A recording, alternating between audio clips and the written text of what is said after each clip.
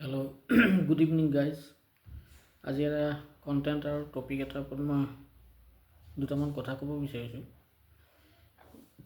Guys, আজিকালি আমি দেখিছোঁ বজাৰত বিশেষকৈ যেতিয়া আমি বজাৰ কৰিবলৈ যাওঁ, চাব যিকোনো বস্তু যেতিয়া আমি বজাৰত ওলাই যাওঁ ল'বৰ কাৰণে, সেয়া লাগিলে শাক পাচলিয়ে হওক বা গেলামালৰ সামগ্ৰীয়ে হওক, দাইল চাউল চেনি বা ধৰক সৰু সুৰা কিবা পাণ তামোলৰ দোকানত গ'লোঁ, আমি তামোল খাবলৈ পাণ খাবলৈ বা পাণ আনিবলৈ তামোল আনিবলৈ যদি যাওঁ বা মিঠাই আনিবলৈ যদি যাওঁ, যদি কম পৰিমাণৰ বস্তু আমি লওঁ, কম পৰিমাণৰ বস্তু লওঁতে তেন্তে আমি সেই দোকানীজনক আমি আগবঢ়াই দিওঁ 500 টকীয়া নোট এখন।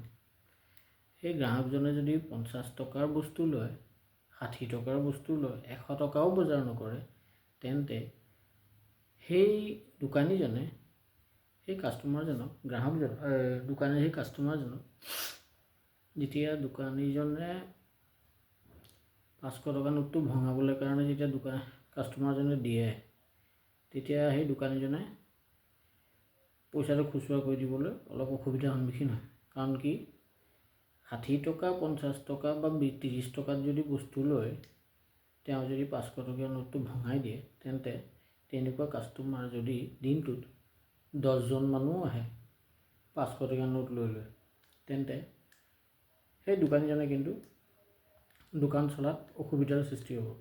কাৰণ খুচুৰা ইমান তেওঁৰ হাতত নাথাকিব, কাৰণ খুচুৰা বিক্ৰেতা তেওঁ, কোনো হ'লচেলাৰ নহয় যে গোটা গোটা বস্তু তেওঁৰ পৰা কিনিব আৰু সেই গোটা পইচা দিব।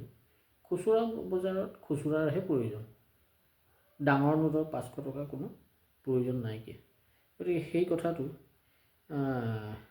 কথাটো কিন্তু ৰাইজে জানিব লাগে, বুজিব লাগে আৰু অকণমান চিন্তা কৰি চাব লাগে বিবেক বুদ্ধিৰে, যে যদিহে সৰু সুৰা বস্তু বজাৰ কৰিবলৈ আমি ওলাই যাওঁ বজাৰ কৰিবলৈ, তেন্তে 500 টকীয়া নোটটো নিদি যেন খুচুৰা পইচা আমি সেই দোকানীজনক দিওঁ, যাতে দোকানীজনে কোনো ধৰণৰ অসুবিধা নোহোৱাকৈ কাষ্টমাৰজনক পইচাটো ঘূৰাই দিব পাৰে। তো এই যিটো আজি আমি সমস্যাৰ সন্মুখীন হৈ আছোঁ, তাৰ পৰা বাচিবৰ কাৰণে আমি ৰাইজ সজাগ আৰু সচেতন হ'ব লাগিব। এতিয়া যদি ৰাইজ সেই ক্ষেত্ৰত অকণমান মনোযোগ নিদিয়ে, অলপ চিন্তা নকৰে, গভীৰভাৱে চিন্তা নকৰে, তেন্তে বজাৰত যিবোৰ সৰু সুৰা দোকানীবিলাক আছে, খুচুৰা বিক্ৰেতা, লাগিলে পাচলি দোকানীয়ে হওক বা গেলামাল দোকানীয়ে হওক, তামোল পাণৰ দোকানেই হওক, মিঠাই দোকানেই হওক, সৰু সুৰা যিবিলাক খুচুৰা বিক্ৰেতা আছে দোকানী, তেওঁলোক কি হ'ব, আল্টিমেটলি তেওঁলোকৰ বিক্ৰী নহ'লে শেষত কি হ'ব, দোকান বন্ধ কৰি দিবলগীয়া অৱস্থা হৈ যাব। গতিকে ৰাইজে অকণমান চিন্তা কৰি চাব লাগে যে বজাৰলৈ যেতিয়া ওলাই আহে ঘৰৰ পৰা বজাৰ কৰিবলৈ, তেওঁলোকে এটা বাজেট নিৰ্ধাৰণ কৰি পেলাই আহে ঘৰৰ পৰা, যে মোৰ 100 টকাৰ বস্তুহে মই কিনিম আৰু ঘৰলৈ গুচি আহিম। কাৰণ কি, চবেই দৰকাৰী বস্তুটো লাগতিয়াল বস্তুটোহে লয়, অদৰকাৰী বস্তু অলাগতিয়াল বস্তু কেতিয়াও বজাৰ নকৰে। এতিয়া কথা হ'ল কি, যেতিয়া ঘৰৰ পৰা ওলাই যায় বজাৰ কৰিবলৈ, 500 টকীয়া নোটটো লৈ পেলাই যদি যায়, তেন্তে মানুহে যদি ভাবে যে মই 100 টকাৰহে বজাৰ কৰিম, বাকীখিনি পইচা মই ঘূৰাই পেলাই লৈ আহিম ঘৰলৈ, কিন্তু সেয়া সম্ভৱ নহয়। কাৰণ যদি 60 টকা 70 টকা বা 100 টকাৰ বস্তু লয়, 400 টকা ঘূৰাই লৈ আহিম বুলি ভাবে সেই মানুহজনে, তেতিয়া সেই 400 টকা ঘূৰাই লৈ আহিব নোৱাৰে। কাৰণ কি, গোটা পইচাটো দিওঁতে যেতিয়া 50 টকা 60 টকা বজাৰ কৰি ভাবে যে দোকানীজনে মোক ঘূৰাই দিব, কিন্তু যেতিয়া সেই দোকানীজনে যদি দিবলৈ অসমৰ্থ হয়, খুচুৰা পইচাটো খুচুৰা কৰি দিবলৈ নোৱাৰে 500 টকাৰ নোটটো, তেতিয়া কি কৰে, সেই গ্ৰাহকজনে যদিও বস্তুটো প্ৰয়োজন নাই, অদৰকাৰী কিছুমান বস্তু গ্ৰাহকজনক লৈ ল'বলগীয়া হয়, যিটো দৰকাৰ নাইকিয়া অদৰকাৰী বস্তু বজাৰ কৰি লৈ আহিবলগীয়া হয়, আননেচেচাৰী। 100 টকা 60 টকা 70 টকা বা 100 টকাৰ বস্তু বজাৰ কৰিবলৈ গৈ অযথা এনেই 300 টকা 200 টকা 250 টকাৰ বস্তু বজাৰ কৰি আহিবলগীয়া হয়। এনেই আননেচেচাৰী 150 200 টকা তেওঁৰ পকেটৰ পৰা ওলাই যায় আৰু তেওঁ কি হয় বাজেটৰ ওপৰত পইচাটো খৰচ হৈ যায়। সেইকাৰণে মই ভাবোঁ যে ৰাইজ এই ক্ষেত্ৰত অলপ মনোযোগ দিয়ক, অলপ সজাগ সচেতন হওক। আৰু ঘৰৰ পৰা ওলাই গ'লে বজাৰলৈ যেতিয়া যায় তেওঁলোক যেন খুচুৰা পইচা ঘৰৰ পৰা লৈ যায়। কাৰণ ঘৰৰ পৰা যেতিয়া ওলাই যায়, গাঁৱৰ পৰা টাউনলৈ বজাৰ কৰিবলৈ গ'লে গাড়ীখনত যেতিয়া উঠে, গাড়ী ভাড়া দিবৰ কাৰণেও যদি 20 টকা 30 টকা সেই ড্ৰাইভাৰজনক দিবলগীয়া হয় ভাড়াটোত, সেই সময়ত যদি 500 টকীয়া নোটটো উলিয়াই দিয়ে, সেই গাড়ী ড্ৰাইভাৰজনেও খুচুৰা কৰি দিবলৈ অপাৰগ হয়, সমৰ্থ নহয় তেওঁ পইচাটো ঘূৰাই দিবলৈ। এতিয়া তেওঁৰ অসুবিধাত পৰি যায় গাড়ী ড্ৰাইভাৰজনে, খুচুৰা কৰিব দোকান এখনলৈ যাবলগীয়া হৈ যায়। বা সেই যিজন গাড়ীত উঠি যোৱা আৰক্ষীজন পেচেঞ্জাৰজনে নিজেই দোকান এখনলৈ গৈ খুচুৰা কৰিবলৈ যায়, সৰু সুৰা বস্তু কৰি লৈ পেলাই 500 টকাৰ নোটটো ভঙাব বিচাৰে। এনেকুৱা ধৰণৰ সমস্যাৰ সন্মুখীন আজি আমি দেখিছোঁ হৈ আছে, সমাজত ঘটি আছে। তাৰ পৰা পৰিত্ৰাণ পাবৰ কাৰণে, মুক্তি পাবৰ কাৰণে ৰাইজ নিজে সজাগ আৰু সচেতন হ'ব লাগিব। তাৰ কাৰণে কি বোলে, বিশেষকৈ চৰকাৰী চাকৰি কৰা মানুহবোৰ যেতিয়া দৰমহাৰ পইচা ল'বলৈ বেংকলৈ যায়, বেংকলৈ গ'লে পেঞ্চনাৰে হওক বা দৰমহা চাকৰি কৰা মানুহবোৰ মাহেকৰ মূৰত যেতিয়া পইচা আনিবলৈ যায়, সেই সময়ত তেওঁলোকে যেন ঘৰলৈ যেতিয়া পইচা লৈ আহে, 10,000 হওক 20,000 হওক, যেতিয়া ঘৰলৈ লৈ আহে খৰচ কৰিবৰ বাবে, তেতিয়া 500 টকা নোটটো নানি তেওঁলোকে যেন 200 টকীয়া 100 টকীয়া 50 টকীয়া নোট আৰু 10 টকা 20 টকা পৰ্যাপ্ত পৰিমাণে লৈ আহে ঘৰলৈ, আনি পেলাই ঘৰত থৈ দিয়ে।